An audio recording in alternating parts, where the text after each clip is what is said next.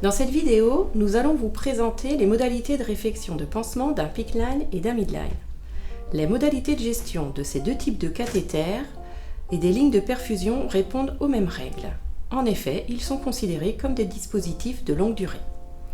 La première réfection de pansement après la pose du cathéter a lieu le jour suivant si une compresse a été mise en place à l'insertion.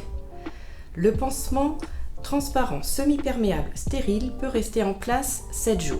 Les lignes de perfusion seront changées systématiquement tous les 7 jours, en même temps que la réfection du pansement. Il est nécessaire de refaire le pansement s'il est souillé ou décollé. Ce soin comporte 5 étapes.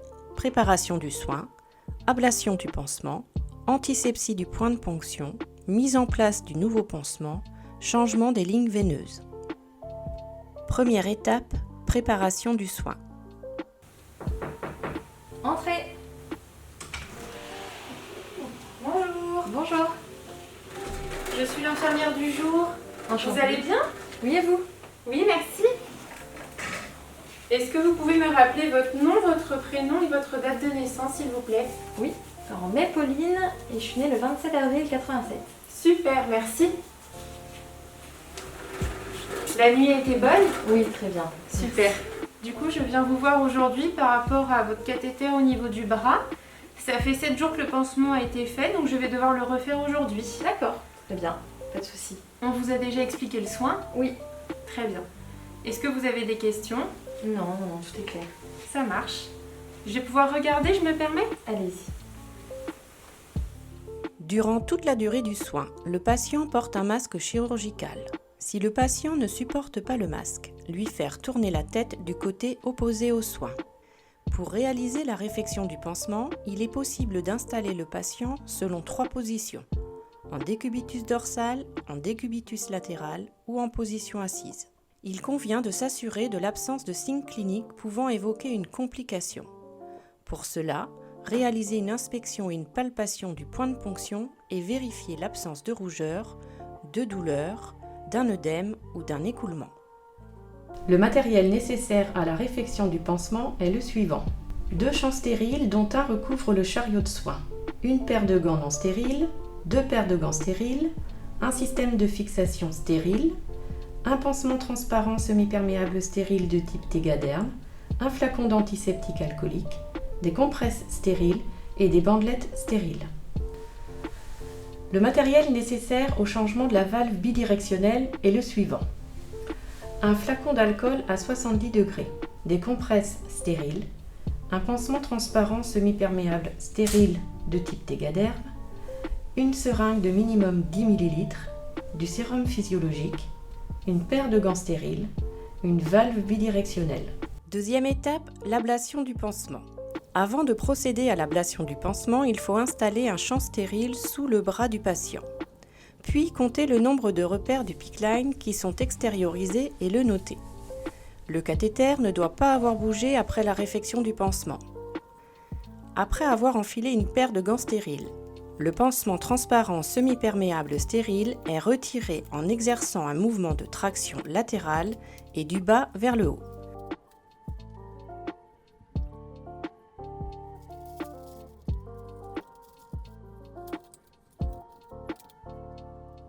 Une bandelette adhésive stérile est fixée sur le cathéter pour limiter le risque de désinsertion du cathéter. Procédez ensuite à l'ablation du fixateur sans suture. Pour cela, décrochez la partie supérieure, délogez le PICC line du fixateur et décollez le fixateur de la peau du patient. Veillez à maintenir le cathéter avec l'auriculaire, cela limite le risque de désinsertion du cathéter. Troisième étape, antisepsie du point de ponction.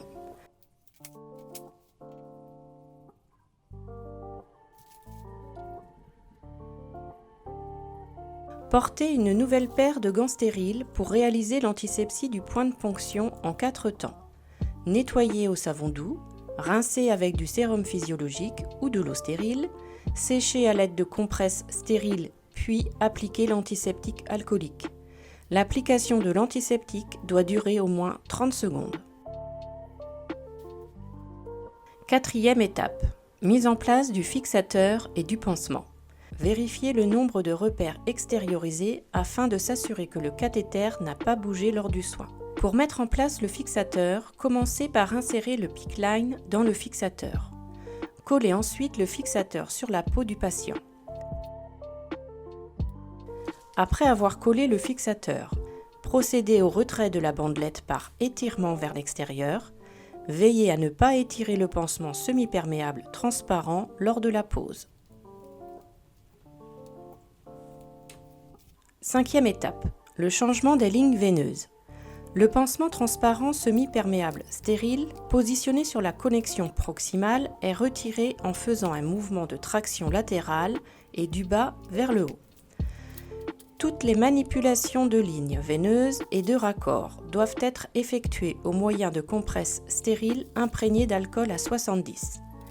Lors de l'ouverture des lignes veineuses, il faut systématiquement désinfecter le raccord avec des compresses stériles imprégnées d'alcool à 70.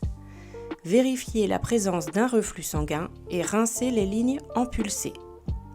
Avant toute déconnexion de ligne veineuse, clampez le cathéter puis déconnectez la ligne veineuse et enlevez la valve.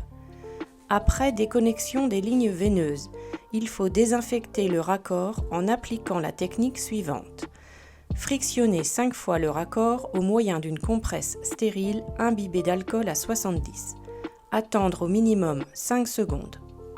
Branchez la ligne, déclampez le cathéter et vérifiez le reflux veineux. En cas d'absence de reflux, sollicitez un avis médical. Puis, rincez le PICC Line de manière pulsée avec au moins 10 ml de sérum physiologique en 3 poussées successives minimum. Clampez le cathéter, puis mettre une nouvelle valve. Connectez ensuite les lignes de perfusion au moyen de compresses stériles imprégnées d'alcool à 70 et déclampez. Il est important de déclamper le cathéter même si celui-ci n'est pas utilisé. Il convient d'interposer une compresse entre la valve et la peau du patient afin de limiter l'ulcération cutanée. Enfin, appliquez sur la valve un pansement transparent semi-perméable stérile.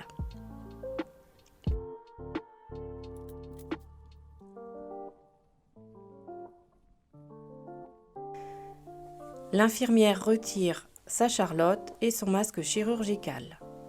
Le patient retire son masque chirurgical.